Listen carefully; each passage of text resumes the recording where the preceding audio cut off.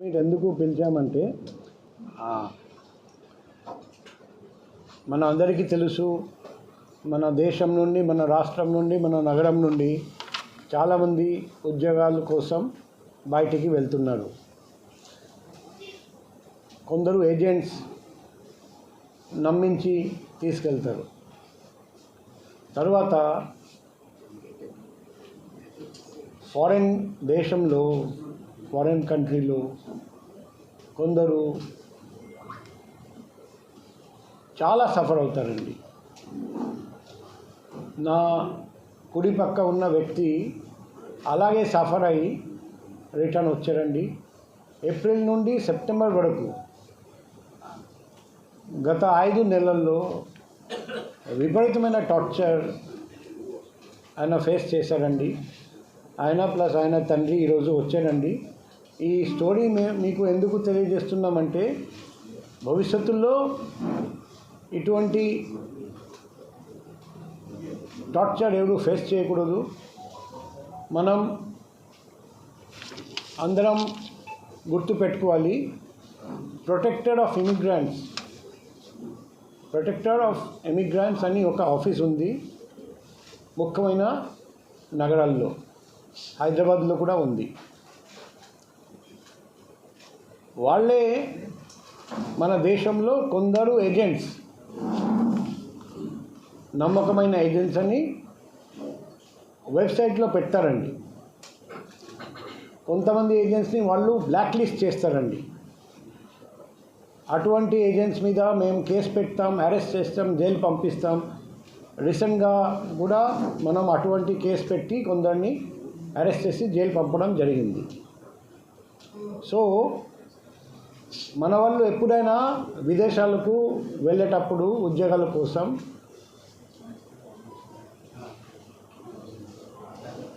నమ్మకమైన ఏజెంట్స్ ద్వారానే వెళ్ళాలి. లేకపోతే ఉద్యోగాలు ఇప్పిస్తామని నమ్మించి వేరే దేశానికి తీసుకెళ్ళి డబ్బు ఇవ్వకుండా వాళ్ళ ద్వారా తప్పుడు పనులు చేయించి, తర్వాత మోసం చేసి, చిత్రహింసలు చేసి బాగా టార్చర్ పెడతారండి. ఈ పరిస్థితి ఎవరికి రాకూడదు. ఈ వ్యక్తి కూడా ఒక మంచి ఉద్యోగం కోసం, మంచి భవిష్యత్తు కోసం బెంగళూరులో, మన బ్యాంకాక్లో మంచి ఉద్యోగాలు ఇస్తామని అతనికి చెప్పడం జరిగింది. అతను అది నమ్మి వెళ్ళారండి. కానీ మయన్మార్లో అతన్ని పెట్టడం జరిగింది. సైబర్ క్రైమ్ చేయించమని చెప్పారు. ఒప్పుకోకపోతే బాగా టార్చర్ చేశారండి. ఫైనల్గా మేము విశాఖపట్నం పోలీస్ తరపున లాస్ట్ 2 months నుండి ప్రతిరోజు రిక్వెస్ట్ చేసి, ప్రెషర్ పెట్టి, పర్సూ చేసి ఫైనల్గా సక్సెస్ వచ్చింది. అతను మన దేశానికి తిరిగి వచ్చారండి. లాస్ట్ 15 daysలో కూడా ఆయన తండ్రి గారికి డబ్బు ఇవ్వకపోతే పంపాం, 1,00,000 ఇవ్వండి, 60,000 ఇవ్వండి, 50,000 ఇవ్వండి, లేకపోతే భోజనం పెట్టాము, మీ భారతదేశానికి రిటర్న్ వెళ్ళడానికి వెళ్ళలేదు అని బాగా మెంటల్ టార్చర్ డాడీకి కూడా, తండ్రి గారికి కూడా. అయినా కూడా మేము చెప్పాము, ఒక పైసా ఇవ్వకండి, మేము మీ పైసా ఖర్చు పెట్టకండి, మేము తీసుకొస్తాం మన దేశానికి. ఫైనల్గా మేము తీసుకురాగలిగాము. కానీ ఫర్దర్ ఎవరికి ఇటువంటి ఎక్స్పీరియన్స్ జరగకూడదు. అందుకే ఈ ప్రెస్ మీట్ పెట్టడం జరిగింది. ఇప్పుడు ఇతను చెప్తారు ఏం జరిగింది. నాకు హాస్పిటల్ సెక్టర్ జాబ్ అని చెప్పారు సార్. సో అది నేను అప్లై చేశాను. లింక్డ్ఇన్ ద్వారా వచ్చింది లింక్.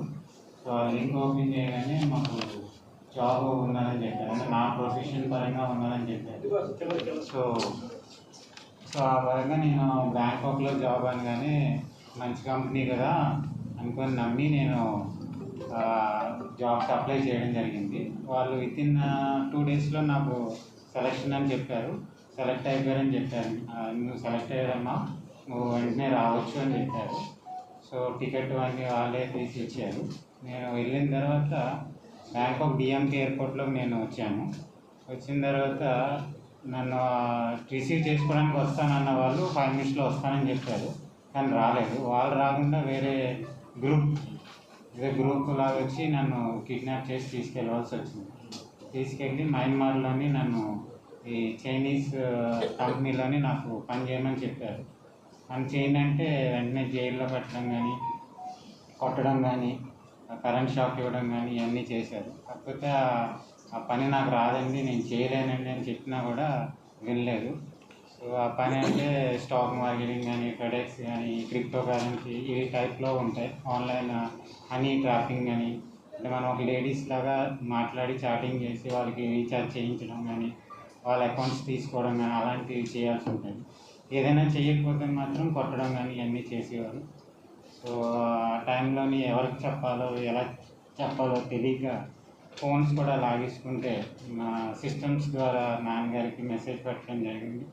నాన్నగారు ఇక్కడ మన సిటీ పోలీస్ కమిషనర్ గారు కానీ, జాయింట్ కమిషనర్ గారు కానీ, మన సైబర్ క్రైమ్ డిపార్ట్మెంట్స్ కానీ వాళ్ళందరికీ రిక్వెస్ట్ చేసుకొని నా కొడుకుని ఎలాగైనా తీసుకొని రండి అని చెప్పించి వాళ్ళ కష్టం ద్వారా నేను వచ్చాను సార్. లేకపోతే చచ్చిపోతానేమో అనుకున్నాను సార్. కాకపోతే మన సార్లు ఇంత కష్టపడి నన్ను తీసుకొని వచ్చారు సార్. దానికి కృతజ్ఞతలు చెప్పుకోవడం తప్ప ఇంక నేనేం చేయలేను. ఎంతో కరెంట్ షాక్లు పెట్టారు, అంటే 2 కాలు చేతులు చచ్చిపడిపోయారు. నాలా చాలామంది ఉన్నారు, వాళ్ళందరినీ సార్ వాళ్ళు తీసుకొని రావడం జరిగింది. సో దానికి థ్యాంక్ యూ చెప్పడం తప్ప ఇంకేం చేయలేను. అంటే పునర్జన్మని ఇచ్చాడు అంటే నాకు, అందుకన్నా నేనేం చేయలేను. తండ్రి గారి ద్వారా నేను సార్లు నాన్నగారు ఎంత కష్టపడ్డారో నాకు చెప్పేవారు. ఇక్కడికి వచ్చిన తర్వాత చెప్పారు. ఇంకా టికెట్ కూడా వాళ్ళే నాకు స్పాన్సర్ చేయించారు. దాని ద్వారా నేను ఇక్కడికి రావాల్సి వచ్చింది. కష్టపడి తీసుకొచ్చినందుకు సార్లందరికీ, మొత్తం స్టేట్లో అంటే పోలీస్ డిపార్ట్మెంట్ అందరికీ నేను ధన్యవాదాలే చెప్పుకోగలను. అంతకన్నా నేనేం చేయలేను. థ్యాంక్ యూ సార్ నన్ను తీసుకొచ్చినందుకు.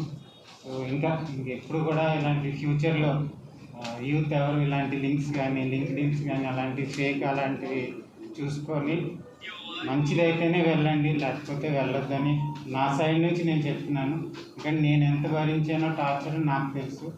చాలామంది చనిపోయిన వాళ్ళు కూడా ఉన్నారు. సో మీరు ఎప్పుడూ అలాంటి వాటికి వెళ్ళకండి. So cyber crime police department కూడా ఇంతలాగా నన్ను తీసుకొస్తారని నేను ఎప్పుడు అనుకోలేదు. పోలీస్ డిపార్ట్మెంట్ కూడా ఇంత రెస్క్యూ చేసి నన్ను తీసుకురావడం చాలా గ్రేట్ అని నేను అనుకుని థ్యాంక్ యూ చెప్తున్నాను సార్. ఇంకన్నా నేనేం చెప్పేది, ఇది ఏజెంట్స్ వల్ల మేము ఆల్ ఓవర్ ఇండియా ఏజెంట్స్, ఇలాంటి ఏజెంట్స్ ఉంటారని తెలియదు మేడం. ఫస్ట్ టైం అప్లై చేశాను, ఇక్కడ చేస్తున్నాను. కాకపోతే ఇంకొంచెం డబ్బులు ఎక్కువగా వస్తాయి కదా, విదేశాల జాబ్లు అంటే తెలిసిందే కదా సార్, ఎక్కువ అమౌంట్ వస్తుంది అని ఆ ఉద్దేశపరంగానే ఏజెంట్స్ని నమ్మి వెళ్ళాల్సి వచ్చింది సార్. 21 మెంబర్స్ రెస్క్యూ అయ్యాం సార్. అందులోని మొత్తం ఆల్ ఓవర్ ఇండియా అంతా సార్, యూపీ, కర్ణాటక, బెంగళూరు, ముంబై, చెన్నై అందరూ వచ్చారు సార్. ఇంకొక అతను ఉన్నారు, అతను హైదరాబాద్కి చెందినట్టు, అతను రావాలి. అందరినీ మన డిపార్ట్మెంట్ వాళ్ళే తీసుకొచ్చారు. ఇప్పుడు మేము ఇప్పటి వరకు 85 మెంబర్స్ 85 మందిని రెస్క్యూ చేసి తీసుకొచ్చాము. 8 కేసులు, 19 మంది అరెస్ట్ అట్లా ఇంతవరకు చేశాము. ఇలా ఫ్యూచర్లో కూడా మీకు ఇటువంటి ఇల్లీగల్ ఏజెంట్స్ ఇలా మోసం చేస్తున్నారని తెలిస్తే మా ప్రజలకు తెలియజేస్తున్నాం. మాకు తెలియజేయండి, మా ఫోన్ నంబర్ ద్వారా తెలియజేయండి. వాళ్ళందరినీ అరెస్ట్ చేసి జైలు పంపిస్తాం. ఎందుకంటే ఇలా మోసపోతున్నారు, ఇలా టార్చర్ ఫేస్ అవుతున్నారు, ఎంతమంది జీవితం నాశనం అయిపోతుంది. తండ్రి గారికి కూడా 2 మాటలు మాట్లాడమని చెప్తున్నా. మీ ఎక్స్పీరియన్స్ చెప్పండి. గారికి నా ఉదయపూర్వక వందనాలండి. అలాగే సైబర్ క్రైమ్ భవానీ ప్రసాద్ గారికి కూడా నా ఉదయపూర్వక వందనాలు తెలియజేస్తున్నానండి. వచ్చిన మీడియా మిత్రులందరికీ నా ఉదయపూర్వక వందనాలు. ఇటువంటి ఇబ్బంది ఏ కుర్రవాడికి జరగకూడదని నేను మీ మీడియా ముందుకు రావాల్సి వచ్చిందండి.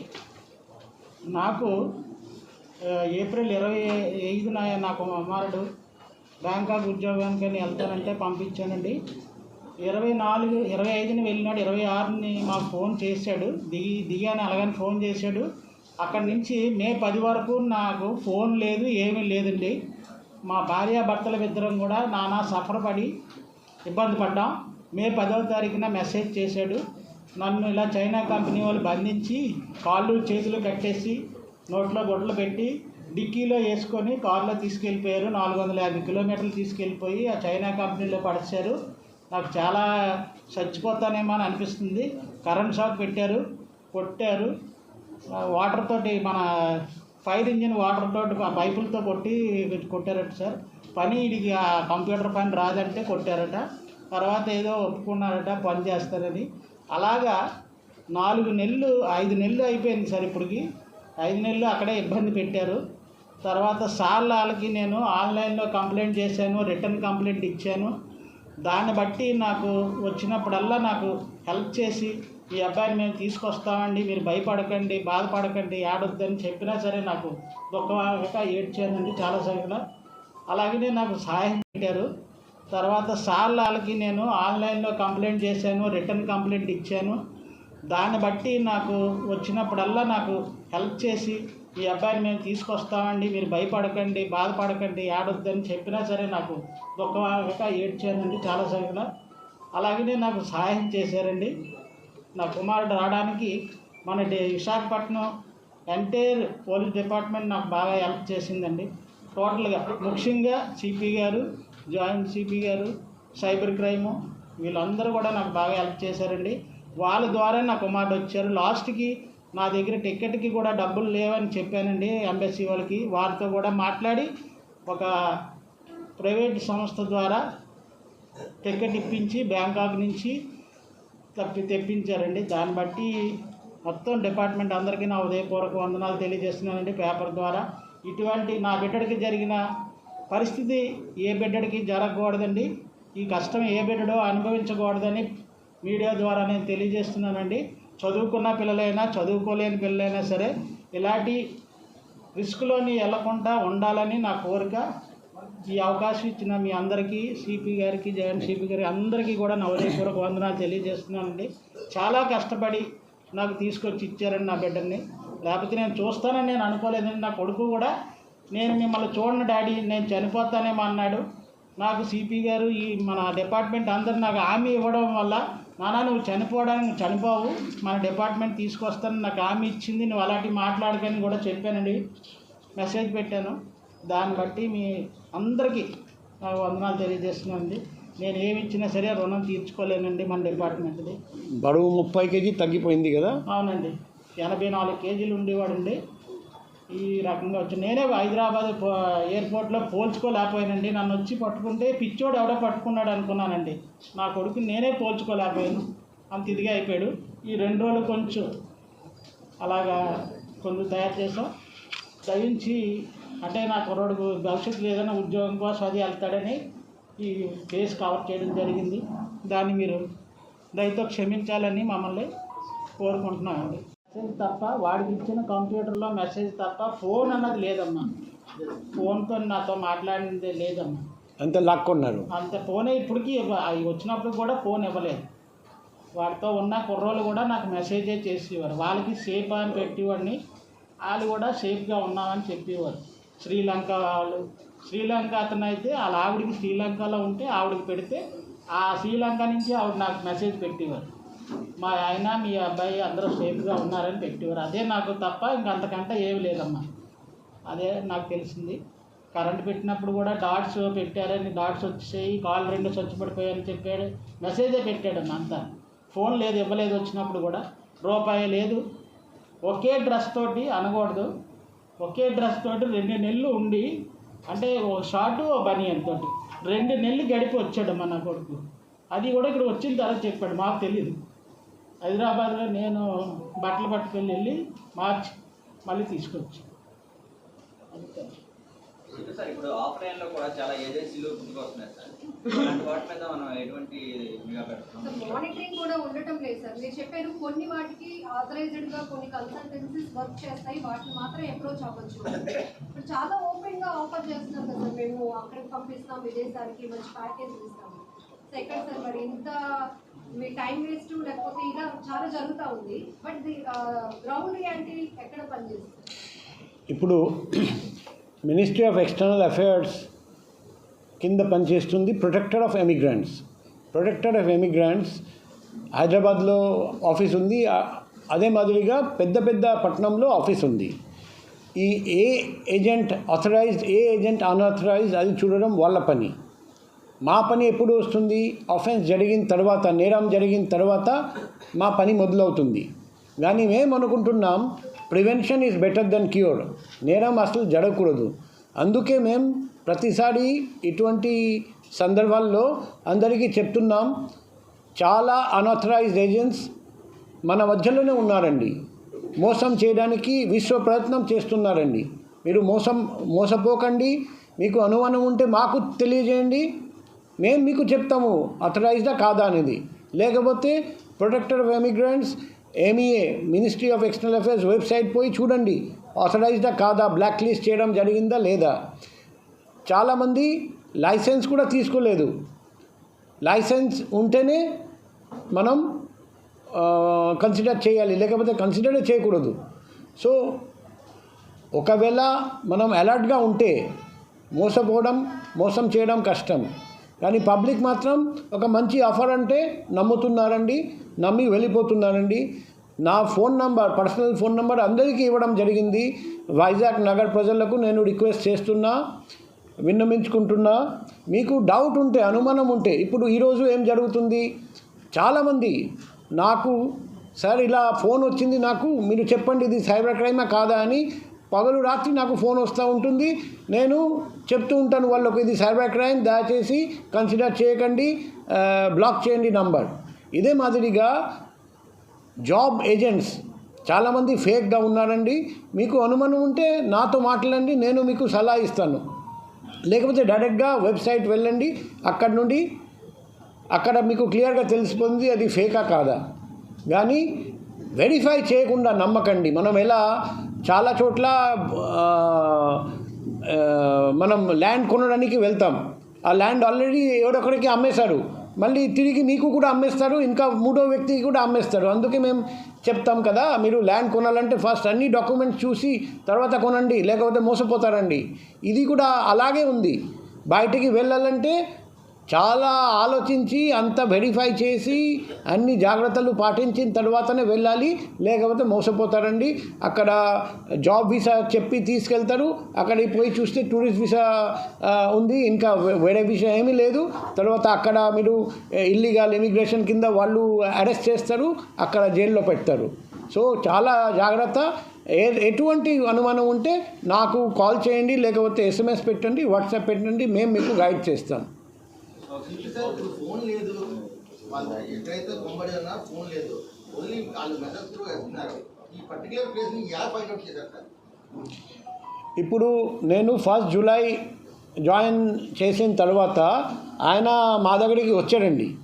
ఆయన వచ్చి ఈ విషయం చెప్పారండి. అప్పటి వరకు నాకు రాజేష్ గురించి తెలియదు, సారీ నేమ్ రాయకండి, ఆయన గురించి తెలియదు. అది తెలిసిన తర్వాత మేము ఆ రోజు నుండి మా ఎఫర్ట్స్ మొదలు పెట్టాము. ఎంబసీతో మాట్లాడడం, NRTతో మాట్లాడడం, కన్సర్న్డ్ ప్రొటెక్టర్ ఆఫ్ ఇమిగ్రెంట్స్తో మాట్లాడి ఏ విధంగా అతని దగ్గరికి మనం ఇన్ఫర్మేషన్ పంపొచ్చు, ఆ విధంగా మేము మా తరపున ప్రయత్నం చేశాము. తండ్రి కూడా ఆయన విశ్వ ప్రయత్నం చేశారండి. మా అబ్బాయి ఎలా ఉన్నాడు, ఏ విధంగా మెసేజ్ మాకు వస్తుంది, చాలా ట్రై చేస్తే కొంత మా ఎఫర్ట్ ఉంది, కానీ ఎక్కువ క్రెడిట్ తండ్రి గారికి. తండ్రి తల్లి ఇద్దరు కలిసి అబ్బాయిని ఎలా క్షేమంగా తీసుకురావాలి విశ్వ ప్రయత్నం చేశారండి. లాస్ట్ 3 months నుండి నేను చూస్తున్నాం. ఆయన ఎఫర్ట్స్ వల్ల ఈరోజు ఆయన కొడుకు తిరిగి వచ్చారు. కాబట్టి అంత క్రెడిట్ తల్లిదండ్రి గారికి మేము ఇస్తున్నాం.